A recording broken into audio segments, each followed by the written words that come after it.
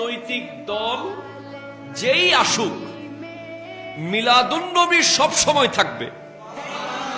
মিলাদুন্নবী 1400 বছর ধরে ছিল, रहेगा यूं ही उनका चर्चा रहेगा, पड़े खाक हो जाए जल जाने वाले।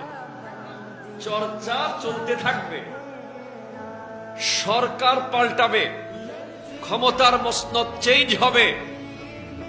আমরা যারা আহলে সুন্নাত ওয়াল জামাতের অনুসারী, আমরা কোন সরকারের তাবেদার নই, আমরা শান্তিপ্রিয় মানুষ।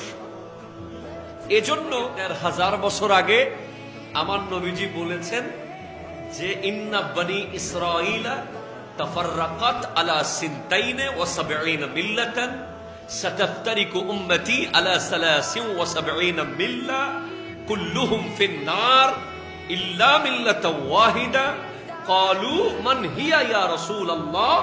ক্বালা মা আনা আলাইহি ওয়া আসহাবি। ইসরায়েল 72 ফেরকা হয়েছে, আমার উম্মত 73 ফেরকা হবে। 72 দল জাহান্নামে যাবে, এক দল জান্নাতে। সেটা কোনটা? সেটা হলো মা আনা আলাইহি ওয়া আসহাবি, যেই দলে আমি নবী আছি আর আমার সাহাবা আছে। সাহাবার ভিতরে আহলে বাইত আছে না নাই? কথা কয় না, আছে না নাই?